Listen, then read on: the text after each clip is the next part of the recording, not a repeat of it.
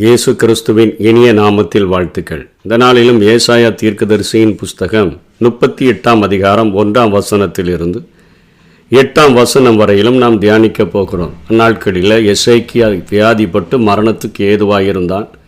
அப்பொழுது ஆமோத்சின் குமாரனாகிய ஏசாயா எனும் தீர்க்கதரிசி அவனிடத்தில் வந்து அவனை நோக்கி, நீர் உமது வீட்டு காரியத்தை ஒழுங்குபடுத்தும், நீர் பிழைக்க மாட்டீர், மரித்து போவீர் என்று கர்த்தர் சொல்லுகிறார் என்றான். அதாவது ஏசாயாவுக்கு கர்த்தருடைய வார்த்தை உண்டாகி எசேக்கியா ராஜாவின் இடத்துல வந்து சொல்லுகிறான், நீர் இந்த வியாதியினால் நீர் என்ன பிழைக்க மாட்டீர், நீர் மரித்து போவீர், உம்முடைய வீட்டு காரியங்களை ஒழுங்குபடுத்தும் என்று சொன்ன பொழுது 2 வசனத்தில் எசேக்கியா தன்னுடைய முகத்தை சுவர் புறமாக திருப்பி கொண்டு கர்த்தரை நோக்கி ரொம்பவும் மிகவும் கண்ணீரோடு கூட அவன் ஜெபிக்கிறான். எசேக்கியா மிகவும் அழுதான் என்று 3 வசனத்தில் சொல்லப்படுகிறது.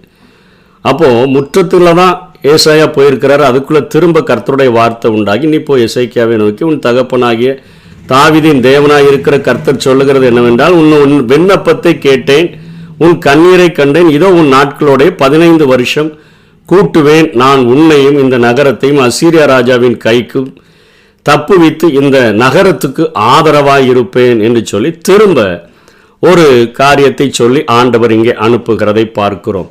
அதற்கு பின்பாக நடந்த காரியங்கள், அங்கே எசேக்கியா ஒரு அடையாளத்தை கேட்கிறான். ஆகாசினுடைய சூரிய கடிகாரங்களிலே அந்த சூரியனுடைய அந்த பாகையான அந்த கடிகாரத்தில் பாகையானது இறங்கின அந்த சாயையானது 10 பாகை பின்னிட்டு திரும்பும்படியான காரியங்கள் எல்லாம் அது நடக்கிறது. இதில் இந்த 8 வசனங்களுக்குள்ளாக இன்றைக்கு நம்ம கற்றுக்கொள்ளக்கூடிய காரியம் என்ன? இந்த பகுதியினுடைய அதே காரியங்கள் 2 ராஜாக்கள் 20 அதிகாரம் 1 வசனத்திலிருந்து 11 வசனம் வரையிலும் எழுதப்பட்டிருக்கிறது. 2 நாளாகமும் 32 அதிகாரம் 24 26 வரையிலும் இதே காரியங்கள் எழுதப்பட்டிருக்கின்றன. ஆனால் இங்கே முதல்ல எசேக்கியாவுக்கு ஆண்டவருடைய வார்த்தை ஏசாயாவின் மூலமாக தீர்க்கமாக வெளிப்படுகிறது. ஏசாயா சொன்ன காரியங்களில் அந்த நாட்களிலும் நிறைவேறுகிறது, இந்த நாட்களிலும் நிறைவேறுகிறது. அத்தனையாக மிகவும் தெளிவான ஒரு தீர்க்கதரிசியாக இருந்த போதிலும் கூட எசேக்கியாவுக்கு சொன்ன அந்த வார்த்தையின்படியே நடந்துவிடும் என்று சொன்ன பொழுது அவன் முகத்தை சுவர் பக்கமாக திருப்பி மிகவும் அழுகிறதை பார்க்கிறோம். அதாவது இந்த உலகத்தில் அநேக காரியங்களை ஆண்டவர் திட்டமிட்டு வைத்திருக்கிறார். நேற்றைய தினத்தில் பார்த்தது போல எந்த விதமான இடைச்செருகல்களையும் ஆண்டவர் வைக்கவில்லை. இப்படிப்பட்ட மக்கள் வாழ்கிறார்களே, இப்படிப்பட்ட ஆட்சிகளின் கீழே வாழ்கிறோமே, இது தேவனுக்கு தெரியாமல் நடக்கிறதோ என்றெல்லாம் நமக்கு அநேக நேரங்களில் சந்தேகங்கள் எழும்பக்கூடும். ஆனால் அவர் அதினதின் காலத்தில் அவைகளை நேர்த்தியாக செவ்வையாக அவர் செய்திருக்கிறார். எல்லா காரியங்களும் அவருடைய திட்டத்தின்படி அவருடைய தீர்மானத்தின்படி நடக்கின்றன.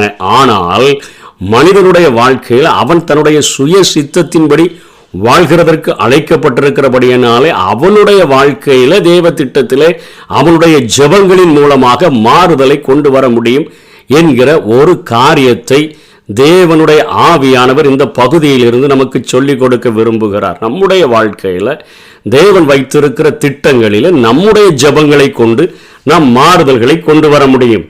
எரேமியா தீர்க்கதரிசியின் புஸ்தகம் 18 அதிகாரம் 17 வசனம் 7 வசனத்திலிருந்து 10 வசனம் வரையிலும் நாம் பார்த்தோம் என்று சொன்னால், பிடுங்குவேன், இடிப்பேன், அழிப்பேன் என்று நான் ஒரு ஜாதிக்கு விரோதமாகவும் ஒரு ராஜ்யத்திற்கு விரோதமாகவும் சொன்ன மாத்திரத்தில் அந்த ராஜ்யத்திலும் மக்கள் தான் இருக்கிறார்கள். ஜாதிக்கு விரோதமா ராஜ்யத்துக்கு விரோதமா நான் பிடுங்கிடுவேன், நான் இடிச்சு போட்டுருவேன், நான் அழிப்பேன் என்று ஆண்டவர் சொல்லியிருந்தா, நான் விரோதமாய் பேசின அந்த ஜாதியார் தங்கள் தீங்கை விட்டு திரும்பினால் நானும் அவர்களுக்கு செய்ய நினைத்த தீங்கை செய்யாதபடிக்கு மனம் மாறுவேன் என்று ஆண்டவர் சொல்லுகிறார். அதே போல கட்டுவேன், நாட்டுவேன் என்றும் ஒரு ஜாதியையும் ஒரு ராஜ்யத்தையும் குறித்து நான் சொல்லுகிறதும் உண்டு. நல்லபடியாக இருந்தாங்கன்னா நான் உன்னை கட்டிடுவேன்ப்பா, நான் உன்னை நாட்டுவேன், உன்னை ஆசீர்வதிப்பேன் என்று நான் சொல்லுகிறதும் உண்டு. அவர்கள் என் சத்தத்தை கேளாமல் என் பார்வைக்கு பொல்லாப்பானதை செய்வார்களானால் நானும் அவர்களுக்கு அருள் செய்வேன் என்று சொன்ன நன்மையை செய்யாதபடிக்கு மனம் மாறுவேன். மனிதனுடைய வாழ்க்கையில தேவனுடைய திட்டங்கள், அவனுடைய வாழ்வில் அவன் தேவனுக்கு எந்த அளவுக்கு செவி கொடுக்கிறான், எப்படி ஜபிக்கிறவனாக இருக்கிறான், எப்படி தன்னை தாழ்த்துகிறவனாக இருக்கிறான் என்பதை பொறுத்து மாறும் என்று சொல்லியே இங்கே எரேமியா தீர்க்கதரிசி குறிப்பிடுகிறார். தமது வார்த்தைகளுக்கு நாம் செவி கொடுக்கும் பொழுது நமது தேவன் நமது திட்டங்களை மாற்றுகிறார். தேவன் சந்தேகத்துக்கு இடமில்லாதபடி நடைபெறப் போவதை எசேக்கியாவுக்கு அறிவித்திருந்தும் கூட எசேக்கியா தேவனுடைய வல்லமையின் பேரில் நம்பிக்கை கொண்டு தன்னுடைய வியாதி சுகமாகும்படி அவன் அத்தனையாக கண்ணீரோடு கூட ஜெபித்தபடியினால அவனுக்கு அங்கே 15 ஆண்டுகள் கூட்டி கொடுக்கப்பட்டதாக இங்கே எழுதப்பட்டிருக்கிறதை நாம் பார்க்கிறோம். இது ஏசாயா 38 அதிகாரம் 4 வசனத்திலிருந்து 7 வரையிலும் எழுதப்பட்டிருக்கிறது. இன்னொரு சம்பவத்தை கூட கொஞ்சம் ஆழமாக புரிந்து கொள்ள நாம் படித்து விடலாம். 1 ராஜாக்கள் 21 அதிகாரம் 22 வசனத்திலிருந்து 29 வசனம் வரையிலும் ஆகாபை குறித்து எழுதப்பட்டிருக்கிறது. இந்த ஆகாப் அவனுடைய மனைவியினுடைய ஏசபேலுடைய பேச்சை கேட்டு அத்தனை ஒரு பொல்லாப்பு செய்கிறதற்கே தன்னை விற்று போட்டிருந்தான் என்றுதான் எலியா அவனை பார்க்கும் பொழுது சொல்லுகிறான். பொல்லாப்பு செய்கிறதற்கு விற்று போட்டாயே என்றுதான் சொல்லுகிறான். அத்தனையாக கொடுமையாய் இருந்த அவனுக்கும் ஒரு தீர்க்க தரிசனம் எலியாவின் மூலமாக வருகிறது. ஆகாப் தன்னுடைய மனைவியினுடைய சொற்படி கர்த்தனுடைய பார்வைகளுக்கு பொல்லாப்பானதை செய்தபடினால, அருவருப்பாக நடந்து கொண்டபடினால எலியாவின் மூலமாக ஆண்டவர் சொல்லுகிறார், உனக்கு சுவரில் நீர் விடுகிற நாய் முதலாக உனக்கு இருக்க போவதில்லை, உன் வீட்டில் ஒரு நாய் கூட உயிரோட இருக்க போவதில்லை, நான் அழிக்கப் போகிறேன் என்கிற வார்த்தை கர்த்தரால் உண்டாகி எலியாவினால் ஆகாபுக்கு உரைக்கப்படுகிறது. அப்பொழுது அவன் என்ன செய்கிறான்? அவனுக்கு சொல்லப்படுது, எரோமியாவினுடைய குடும்பத்தை போல, பாசாவின் குடும்பத்தை போல நான் உன்னை மாற்றி விடுவேன், ஆக்கி விடுவேன், அழித்து விடுவேன் என்று ஆண்டவர் சொல்லுகிறார். அவன் ரெட்டுடுத்தி தன்னை தாழ்மையாய் நடந்து கொள்கிறதற்கு தன்னை விட்டு கொடுத்த பொழுது 29 வசனத்தில் ஆகாப் எனக்கு முன்பாக தன்னை தாழ்த்தினதை கண்டாயா என்று சொல்லி ஆண்டவர் சொல்லுகிறார். அவன் எனக்கு தன்னை தாழ்த்துகிறபடியினால நான் அவன் நாட்களில் அந்த பொல்லாப்பை வரப்பண்ணாமல் அவன் குமாரர் நாட்களில் அதை அவன் வீட்டின் மேல் வரப்பண்ணுவேன் என்றார். ஆகாப் அத்தனை பொல்லாப்பு செய்ய தன்னை விற்று போட்டிருந்த போதிலும் கூட தன்னை தாழ்த்தி இரட்டுடித்தனவனாக ஆண்டவருடைய சமூகத்தில் தன்னை அர்ப்பணித்த பொழுது ஆண்டவர் அவன் மேல ஒரு மனம் இறங்குதலை, ஒரு இரக்கத்தை கட்டளையிடுகிறதை நாம் பார்க்கிறோம். ஆகவே தான் நம் சங்கீத பகுதிகளிலே சங்கீதம் 55:23 சங்கீதக்காரன் இப்படியாய் ஜெபிக்கிறார், தேவனே நீர் அவர்களை அழிவின் குழிவிலே இறங்க பண்ணுவீர்.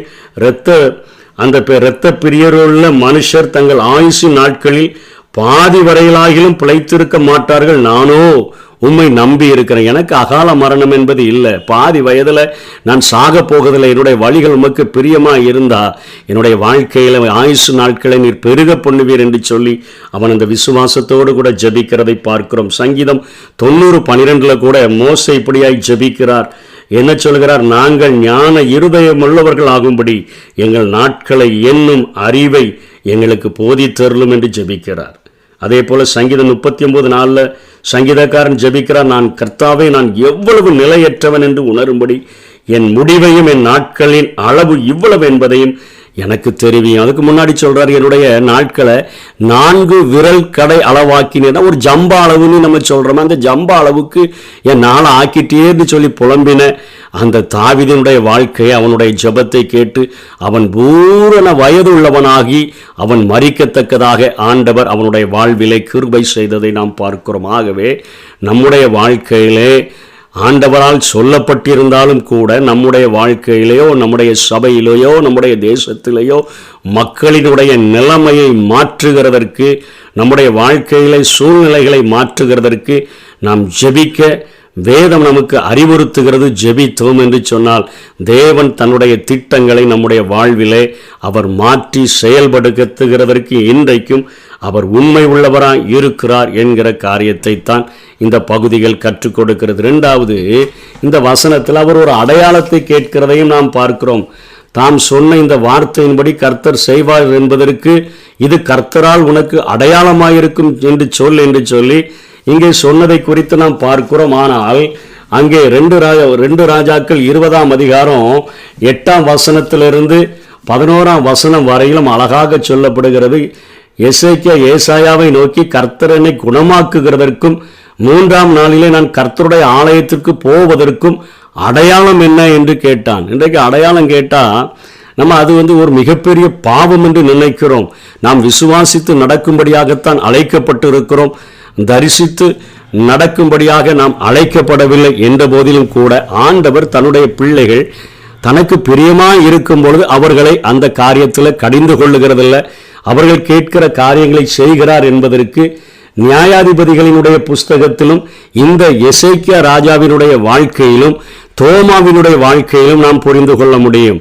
அங்கே நியாயாதிபதிகளின் புஸ்தகத்தில் கிதியோன் 6ஆம் அதிகாரத்தில் ஆண்டவர்கிட்ட கேட்கிறான். பயந்து போய் அங்கே மீதியானியர்களுக்கு பயந்து போரடித்து கொண்டிருக்கிற அவனை பார்த்து ஆண்டவர் பராக்கிரமசாலியே என்று அழைக்கிறார். அவர் உன்னை நான் கொண்டு போய் இந்த இஸ்ரவேல் ஜனங்களை மீட்டெடுப்பதற்கு உன்னை பயன்படுத்த போகிறேன் என்ற பொழுது 2 அடையாளங்களை கேட்கிறார். 2 அடையாளங்களையும் ஆண்டவர் கொடுக்கிறதை பார்க்கிறோம். யோவான் 20ஆம் அதிகாரம் 25ஆம் வசனத்திலையும் தோமா சொல்லுகிறான், கர்த்தரை கண்டோம் என்று மற்ற சீஷர்கள் அவன்கிட்ட சொல்றாங்க. அதற்கு அவன், அவருடைய கைகளில் ஆணிகளினால் உண்டான காயத்தை நான் காணணும், முதல்ல அந்த காயத்தில் என் விரலை இடணும், என் கையை அவர்கள் விழாவில் போட்டால் ஒழிய விசுவாசிக்க மாட்டேன் என்று சொன்னான். அப்படி அவன் கேட்டபொழுது ஆண்டவர் தரிசனமாகி சொல்றார், உன் விரலை இங்கே நீட்டி என் கைகளை பார், உன் கையை நீட்டி என் விழாவில் போடு, அவிசுவாசியாய் இராமல் விசுவாசியாய் இரு என்றான். தோமா அதற்கு பிரயுத்திரமாக, என் ஆண்டவரே என் தேவனே என்றான். அதற்கு இயேசு, தோமாவே, நீ என்னை கண்டதினாலே விசுவாசித்தால் காணாதிருந்தும் விசுவாசிக்கிறவர்கள் பாக்கியவான்கள் என்றார். அடையாளங்கள் கேட்பது தவறல்ல என்கிற காரியத்தை நாம் புரிந்து கொள்ள வேண்டும். காணாமல் விசுவாசிக்கிறவர்கள் பாக்கியவான்கள் என்றும் அதை விட ஒரு படி மேலே என்றும் வேதத்தில் இயேசு கிறிஸ்து கற்றுக் கொடுக்கிறதை பார்க்கிறோம். இங்கே அதே போலதான் எசேக்கியாவும் அடையாளத்தை கேட்கிறார்.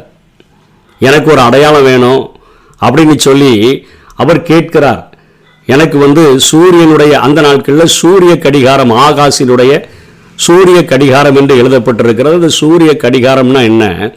அவர்கள் சூரியனுடைய அந்த ஷேடோவை, சூரிய சாயை என்று சொல்லுகிற அந்த ஷேடோவை, சூரியனுடைய வெளிச்சத்தினால் உண்டாகிற அந்த ஷேடோவை, நிழலை அரண்மனையினுடைய படிக்கட்டுகளிலே அவர்கள் விழும்படியாக வைத்திருந்தார்கள். ஒவ்வொரு படிக்கட்டாக இறங்கும் பொழுது ஒவ்வொரு அந்த நேரங்கள் அப்படியே பாஸ் ஆகி செல்லுகிறது போல காரியங்களை அவர்கள் கணக்கிட்டு வந்தார்கள். இங்கே எசேக்கியா சொல்லுகிறான், அந்த பாகையை நீ பின்னிட்டு திரும்பணும். அதாவது ஒரு பின்னிட்டு திரும்புகிறது தான் லேசான காரியம், முன்னால போறது ஈஸி என்று சொல்லி எசேக்கியா சொல்லும் பொழுது ஆண்டவருக்கு எல்லாமே எளிதான காரியம்தான். ஆண்டவர் அந்த சூரிய சாயை, நிழலை, அந்த படிக்கட்டுகளிலும் மேலே விழுகிற நிழலை 10 பாகை பின்னிட்டு திரும்ப பண்ணினார். அதாவது ஒரு பாகை என்பது நம்முடைய டைம் கணக்குப்படி 4 நிமிடங்களை குறிக்கிறது. 10 பாகை என்பது 40 நிமிடங்கள். ஆண்டவர் அந்த சூரியனை பின்னிட்டு திரும்பும்படியாய் செய்தபடினால சூரியனினால் உண்டாகிற, சூரிய வெளிச்சத்தினால் உண்டாகிற நிழலானது அந்த படிக்கட்டுகளை இறங்கி இருந்த அந்த நிழல் ஏறி போகும்படியான ஒரு காரியத்தை கண்டபொழுது எசேக்கியாவுக்கு நம்பிக்கை வந்துருச்சு. 3 நாளில் நான் ஆலயத்துக்கு போவேன்னு நீ சொன்னீரே, அது என்னுடைய வாழ்க்கையில் அப்படியே நடந்துவிடும் என்று சொல்லி அத்தனையாய் விசுவாசிக்கிறதை பார்க்கிறோம். அவ்வளவு தெளிவாக கேட்கிறான், ஆண்டவரே எனக்கு ஒரு அடையாளத்தை காட்டுவோம். ஆண்டவர் மனிதர்களை நேசிக்கிற ஒரு ஆண்டவராக இருக்கிறார்.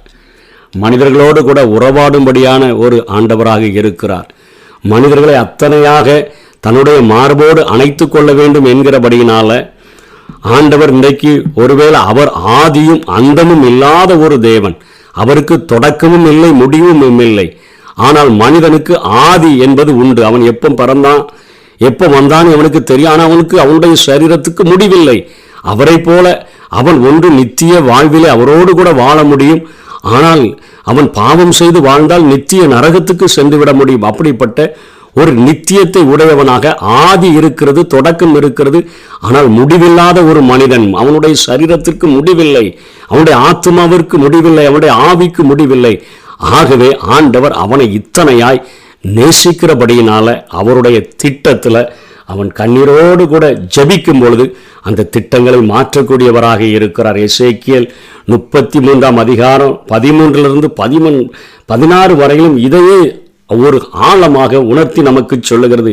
பிழைக்கவே பிழைப்பா என்று நான் நீதிமானுக்கு சொல்லும் பொழுது அவன் தன் நீதியை நம்பி அநியாயம் செய்துட்டான்னா அவனுடைய நீதியில் ஒன்றும் நினைக்கப்படுவதில்லை.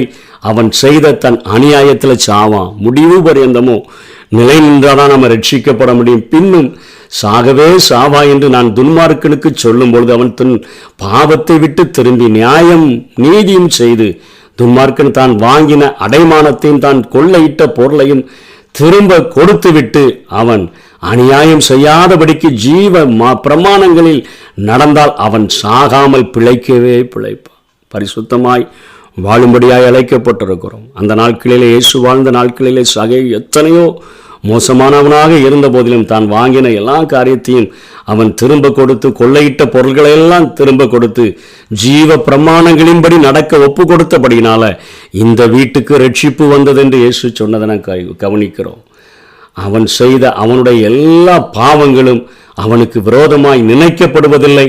அவன் நியாயமும் நீதியும் செய்தால் பிழைக்கவே பிழைப்பான் என்று சொல்லு என்று அங்கே எசேக்கியேல் தீர்க்கதரிசிகளை கர்த்தர் எசேக்கியேலின் மூலமாக சொல்லுகிறதை பார்க்கிறோம். இன்னைக்கு நமக்கு கொடுக்கப்பட்ட வாழ்க்கையில் நம்முடைய காரியங்கள் பாதி வயதில் கூட முடிந்து போக முடியும். நம்முடைய பாவங்களின் நிமித்தமாக ஆண்டவரே எங்களுடைய ஆயுசு நாட்களை பெருக பண்ணும். இந்த உலகத்தில் ரொம்ப சந்தோஷமாய் வாழ்கிறதற்கு அல்ல, உம்முடைய திட்டங்களையும் உம்முடைய தீர்மானங்களையும் நிறைவேற்றி உமக்காக பணி செய்கிறதற்கென்று எங்களுடைய ஆயுசு நாட்களை பெருக பண்ணும்.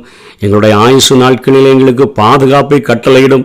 உமக்காக நாங்கள் செல்லுகிறதற்கு, உமக்காக நாங்கள் உழைக்கிறதற்கு எங்களுக்கு வழி வாசல்களை திறந்தருளும் என்று செபிப்போம். நம்மையும் கர்த்தர் தன்னுடைய கரத்திலே எடுத்து பயன்படுத்த முடியும். அப்படிப்பட்ட கிருபைகளை தேவன் நமக்கு தந்தருள்வாராக. ஆமே. நாட்களை எண்ணும் அறிவை தாரும், ஞானம் நிறைந்த இதயம் தாரும். நாட்களை எண்ணும் அறிவை தாரும், ஞானம் நிறைந்த இதயம் தாரும். நல்லவரே வல்லவரே நன்றியையா நாள் முழுதும் வாழ்நாளெல்லாம் களி கூர்ந்து மகிழும்படி